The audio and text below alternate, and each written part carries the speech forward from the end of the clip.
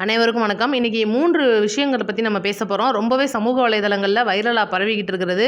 நேத்து பார்த்தீங்கன்னா, விஜய் அவர்களுடைய அந்த ஒரு போதை அதிகமாயிருச்சு தமிழ்நாட்ல. அது போக மக்கள் சந்திப்ப மறுக்கிறாங்க. அதிக எஸ்ஓபிய போட்டு தடுக்கிறாங்கன்னு சொல்லிட்டு நெறைய ஒரு கண்டனங்களை முன்வைத்து அந்த ஒரு கண்டன ஆர்ப்பாட்டம் அப்படின்றது நடந்திருக்கும். அந்த ஒரு ஆர்ப்பாட்டத்தில ஆதவ அர்ஜுனா அவர்கள் ஒரு வார்த்தை விட்டுட்டாரு. என்ன அப்படின்னா, ரஜினிய வந்து இன்னைக்கு நீங்க திமுக பயங்கரமா எதிர்த்தீங்க. அவரோட அரசியல் வருகைய எதிர்த்தனால, அவர் வந்து பயந்துட்டு அரசியல் கட்சி ஆரம்பிக்கலாம் விட்டுட்டாரு. ஆனா விஜய் அவர்கள் மனதைரியத்தோட கட்சி ஆரம்பிச்சு இன்னைக்கு வந்து வெற்றி நடையோட இன்னைக்கு 3வது வருஷத்தையும் தொடர்ந்து சட்டமன்ற தேர்தலை எதிர்கொள்றதுக்கான ஒரு முக்கிய பணிகள்ல ஈடுபட்டுட்டு இருக்காங்க. எவ்வளவோ வந்து இன்னைக்கு தடுத்து பார்த்தோம். படத்தோட ஒரு வருகை, சிபிஐ கேஸ், அதாவது கரூர் சம்பவம், இந்த மாதிரி ஏகப்பட்ட அடிகள், குடும்ப பிரச்சனை, இதெல்லாம் தாண்டி இன்னைக்கு அரசியலை வந்து தாண்டி விஜய் அவர்கள் முன்னேறி போயிட்டு இருக்கிறது அப்படின்றது இன்னைக்கு மக்களுக்கு அதெல்லாம் நல்லாவே தெரியும். எவ்வளோலாம் இவங்க கொடுமைப்படுத்துறாங்க அப்படின்றது தெரியும்னு சொல்லிட்டு மேடையில் நின்று பேசியிருக்காரு. இது பார்த்தீங்கன்னா இன்னைக்கு ஒரு அரசியல் பேசு பொருளா மாறிடுச்சு. என்ன, ரஜினியை நாங்க தடுத்தோமா? இல்லையே, அப்படிலாம் எதுவுமே கிடையாதே, அவர் வருகையை நாங்கள் வரவேற்றோமே அப்படின்னு சொல்லிட்டு இன்னைக்கு ஒருத்தர் பயங்கரமாக ஏர்போர்ட்டில் நின்று பேட்டி கொடுக்குறாரு. அவர் யார் அப்படின்றத முதல்ல நான் சொல்லிடுறேன். முதல்ல ரஜினி சமாச்சாரத்துக்கு வருவோம். இப்போ ரஜினி அவர்கள் வந்து தெரியும் எல்லாருக்கும், அவரோட ரசிகர்களால் ஒரு கட்சி ஆரம்பிக்கப்பட்டு இந்த பாபா முத்திரையெல்லாம் காமிச்சு நான் அரசியலுக்கு வரப்போகிறேன் அப்படின்னு சொல்லிட்டு நம்மளோட அரசியல் ஆன்மீக அரசியலாக கண்டிப்பாக இருக்கும். இங்கே வந்து தமிழ்நாட்டில் சிஸ்டம் சரியில்லாமல் இருக்குது. இந்த சிஸ்டத்தை நம்ம மாற்றினா தான் தமிழ்நாடு உருப்படும்ன்ற மாதிரி நிறைய ஒரு கோரிக்கைகளை வந்து கொண்டுட்டு வந்து இன்றைக்கி மக்களுக்கு எப்படியா நல்லது செய்யணும்னு நினச்சி வரவராக இருந்தவர் தான் நம்ம ரஜினிகாந்த் அவர்கள். அதுக்கப்புறம் பார்த்தீங்கன்னா அவரே வந்து உடல்நிலை பிரச்சனை, மருத்துவரோட ஆலோசனை, அதுக்கப்புறம் கொரோனா காலகட்டம், இல்லைங்க என்னால் வந்து அரசியல் நிற்க முடியாது, ரெண்டாவது நான் அரசியலுக்கு வர்றது அப்படின்றது என்னோட ரசிகர்களோட உயிருக்கு பாதிப்பாக ஏற்படுத்துறது அளவுக்கு கூட அந்த ஒரு ஆபத்துன்றது இருக்குது, அதனால் நான் விலகிறேன்னு அவரே பகிரங்க பேட்டியை கொடுத்துட்டு போயிட்டாப்ல. இதனால பார்த்தீங்கன்னா அவங்களோட தொண்டர்களிடையே வந்து ஒரு பெரிய வருத்தம், கவலை, நிறைய பேர் வந்து ரஜினி ரசிகர்கள் மன்றத்தை கூட கலைச்சிட்டு போகிற அளவுக்கான ஒரு ஆத்திரத்தில் கூட இருந்தாங்கன்னு வச்சுக்கோங்க. அது ஒரு உண்மை. இது வந்து எதனால, இது வந்து மேற்போக்கா நடந்தது. இது ஏன் நடந்தது, எதுக்கு நடந்ததுன்னு நீங்கள் சும்மா போய் கூகுள்கிட்ட ரஜினி எப்போ அரசியலுக்கு வரலன்னு நீங்கள் கேட்டு பாருங்க. பக்காவாக இடத்துல திமுகவுடைய விமர்சனம் அப்படின்னு வரும். ஆனால் நம்மளோட திருமாவளவன் என்ன சொல்லியிருக்காரு, வெறும் அந்த 6 சீட்டுக்காக எவ்வளோ தூரம் முட்டு கொடுத்துருக்காருன்னு பாருங்க. ரஜினி வருகையை வந்து திமுக விமர்சிக்கவும் இல்லை, அவரை எதிர்க்கவும் இல்லை, நாங்கள் வரவேற்றோம் அப்படின்ற மாதிரி ஒரு பேட்டியை கொடுத்துருக்காரு. ஆதவ அர்ஜுனா மக்களிடையே தப்பான தகவலை கொண்டுட்டு போய் சொல்றாரு அப்படின்ற இடத்துல சொல்றாரு. இதை நம்ம திமுக மட்டும்தான் இதை எதிர்த்துச்சா அப்படின்னு கேட்டிங்கன்னா கிடையவே கிடையாது. சீமான் அவர்கள் மற்றும் விசிகால இருந்தே ஒருத்தர், தலைமை பொறுப்பில் இருக்கிற ஒருத்தர் வந்து பயங்கரமாக எதிர்த்திருக்காரு. இவ்வளோ எதிர்ப்பு ஒரு பக்கம் இருந்தாலும் கூட மிரட்டல்கள் அதிக அளவில் வந்திருக்கு. திரைப்படத்துக்கும் சரி, அவரோட அந்த ஒரு சொத்து பட்டியல்னு சொல்லுவோம்ல, அந்த மாதிரி ஒரு மிரட்டல்கள் இது ஏகப்பட்ட இடங்கள்ல. அதுக்கப்புறம் பார்த்தீங்கன்னா இப்போ ரஜினி அரசியலுக்கு வர்ற டைம்லலாம் நீங்கள் உங்களுக்கு தெரிஞ்சிருக்கும், அவரோட பள்ளி நடத்துகிற ஒரு கட்டடத்துக்கு வந்து வாடகை கொடுக்க மாட்டேன்றார் அப்படின்ற ஒரு பஞ்சாயத்து வந்திருக்கும். ரஜினி அவர்களோட குடும்ப விஷயங்கள்லாம் பார்த்தீங்கன்னா வெளியில் அசிங்கமான பேசு பொருளாகி நாம் தமிழர் சாட்டை அவர்கள் வந்து ஒரு மேடையில் நின்று ரொம்ப அசிங்கமாக வந்து ரஜினியை பேசுறது, இதெல்லாம் நீங்கள் பார்த்துருக்கலாம். இதை நான் ஏன் இப்போ சொல்ல வரேன்றதை நீங்கள் முதல் புரிஞ்சுக்கோங்க. இப்போ ரஜினி அரசியலுக்கு வராரு, ரஜினியோட அவரோட ரசிகர்களை நம்பி அரசியலுக்கு வராரு. அதுக்கப்புறம் அவருக்கு வர்ற மிரட்டல்கள், அதுக்கப்புறமா அவரோட குடும்ப பிரச்சனை ஒரு பக்கம் வந்துருச்சா, இதை யார் அசிங்கமாக பேசுறது? நாம் தமிழர் சீமான், சாட்டை சீமான் அது ஒரு பக்கம் இருந்தாலும் சாட்டை ரொம்ப அசிங்கமாக பேசுகிறார் ஐஸ்வர்யா ரஜினிகாந்த் அவர்களை. இங்கிட்டு பார்த்தீங்கன்னா விஜய் அரசியலுக்கு வராரு, தன்னோட ரசிகர்களிருந்து தொண்டர்களாக மாறினவங்களுக்காக வராரு, மக்களுக்கு நல்லது செய்யணும்னு வராரு. அவரோட குடும்பத்தை இன்னைக்கு அசிங்கமாக பேசுகிறதும் சாட்டை. எங்கேருந்து எப்படி முடிச்சு போட்டு வந்து இன்னைக்கு எவ்வளோ தூரம் வந்து தமிழ்நாடு அரசியல் அப்படின்றது, திமுகவுடைய கேமிங் எங்கே ஸ்டார்ட் ஆகுது அப்படின்றத நம்ம பார்க்கணும். ஏன் அப்படி நம்ம இதை சொல்ல வர்றோம் அப்படின்னா, இன்னைக்கு ஆதவ அர்ஜுனா பேசுகிற அந்த ஒரு சின்ன வார்த்தை, அவர் என்னமோ உண்மையை தான் பேசுகிறாரு. ரஜினி அப்படி தெளிவானவராக இருந்திருந்தா கண்டிப்பாக பயந்து அவர் வந்து போகலை அப்படின்னு நிரூபிச்சிருக்கணுமா இல்லையா? என்னோட ரசிகர்களுக்காகவும் என்னோட உடல்நிலை வந்து சரியில்லை, நான் வந்து அரசியல் கட்சி தொடங்கினாலும் அதை முழுமையாக நடத்த முடியுமான்னு எனக்கு தெரியலன்னு சொல்லி விளங்கி போனவர் தான் நம்மளுடைய ரஜினிகாந்த் அவர்கள். அதுக்கப்புறம் கூட அவரோட படம் வந்து தொடர்ச்சியாக வந்துக்கிட்டு தான் இருந்துச்சு.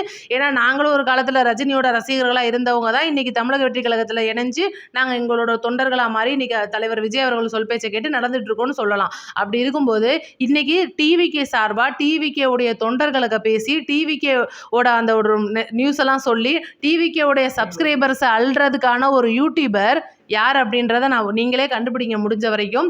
அந்த யூடியூபர் வந்து இன்னைக்கு டிவிகே சைட்லேருந்து அதாவது ஒரு சப்ஸ்கிரைபர்ஸ் வாங்கிட்டு அவருடைய ஒரு வருமானத்தை பெருக்கிக்கிட்டு, ஆனால் இன்னைக்கு டிவிகேக்கு எதிராக ஆதவ அர்ஜுனுக்கு எதிராக வந்து இன்னைக்கு ஒரு பேச்சை பேசுகிறாரு அப்படின்னா எவ்வளோ பெரிய மோசமான செயல் இது. வந்து தமிழக வெற்றி கழகத்தோட அந்த பேரை எவ்வளோ தூரம் கெடுக்குது. ஏன்னா இன்னைக்கு ஆதவ அர்ஜுனா பேசின அந்த பேச்சு அப்படின்றது திமுகவுக்கு ஆதரவாக போயிருச்சு, டிவிகேக்கு தான் எதிராக இருக்கு. என்னைக்கு வந்து திமுக வந்து ரஜினியை விமர்சிச்சுச்சு அப்படிலாம் கிடையாதே அப்படின்ற அளவுக்கு அவர் சொல்றாரு. அப்ப ஆதவ அர்ஜுனா சொல்றது தப்பு. ஆதவ அர்ஜுனா வந்து திமுகவோட ஸ்லீப்பர்ஸ் எல்லாம் செயல்படுறாரு. அப்ப நீங்களாம் வந்து எவ்வளோடா சபரிசன்ட்ட காசு வாங்குனீங்க? நீங்க வந்து இவ்வளவு தூரம் நீங்க வாங்கிட்டு டிவிகேல நீங்க வேலை பார்க்குற மாதிரி பார்த்து திமுகவுக்கு ஓட்டு சம்பாதிச்சு கொடுக்குறீங்களா அப்படின்ற மாதிரி எவ்வளோ தூரம் வந்து இன்னைக்கு ஆதவ அர்ஜுனா அவர்களை தனிப்பட்ட முறையில் விமர்சனம் பண்ணினா கூட பரவாயில்லைங்க. மொத்த டிவிகேல இருக்கிறவங்களும் இன்னைக்கு டிஎம் கிட்ட காசு வாங்கிட்டு தான் நீங்கள் இன்னைக்கு டிவிகே கிட்ட இருக்கீங்கன்ற மாதிரி அவர் மோசமான ஒரு தகவலை இன்னைக்கு மக்களிடையே கொண்டுட்டு போய் சேர்க்குறாரு. இது எவ்வளோ தூரம் நல்ல ஒரு விஷயமா இருக்குது. இதுதான் வந்து முதல் ஒரு சம்பவம். இன்றைக்கி உண்மையில் என்னவோ ரஜினியை விமர்சித்தது கண்டிப்பாக திமுக தான், கண்டிப்பாக மாற்றுக் கட்சிகள் தான். கண்டிப்பாக சாட்டை கேவலமாக பேசுனனாலையும் இன்றைக்கி அவரே வந்து வேண்டாம் அப்படின்னு ஒதுங்கிட்டார். இது உண்மை. இது வந்து ஒரு விஷயம். ரெண்டாவது விஷயம் அப்படின்றது பார்த்திங்கன்னா, இதை மக்கள்கிட்ட நம்ம தெளிவுபடுத்திட்டோம். ரெண்டாவது விஷயத்துக்கு நம்ம வருவோம். நேற்று பார்த்திங்கன்னா, நேற்று இல்லை முந்தா நேற்று தூத்துக்குடி வேடநத்தத்தில் ஒரு பொண்ணு 17 வயது மாணவி ஒன்று இயற்கை உபாதை கழிக்க போய் வெளியில் காணாமல் போயிடுது. இந்த காணாமல் போன சமாச்சாரத்தை வந்து ஒரு காவல் நிலையத்திட்ட கொஞ்ச நேரம் தேடி பார்த்துட்டு பிள்ளையை காணோன்னே பெற்றவங்க போய் கம்ப்ளைண்ட் பண்ணுறாங்க. அந்த காவல் ஆய்வாளர் கம்ப்ளைண்ட் எடுக்கலை, உங்கள் பொண்ணு யாரு கூடயோ ஓடி போயிடுச்சுன்ற மாதிரி தேடுவோம். அதாவது நம்ம படங்கள்லாம் பார்த்துருப்போம்ல, அந்த மாதிரி ஒரு சம்பவம் நேற்று நடந்திருக்கு. இவங்களும் அதாவது காவல்துறை தேடுதுன்றது ரெண்டாவது கட்டம். வந்து பெண்ணை வந்து பெற்றவங்களும் அங்கே சுற்றி இருக்கிறவங்களும் சொந்தக்காரங்களும் தேட ஆரம்பிக்கிறாங்க. கிடைக்கவே இல்லை.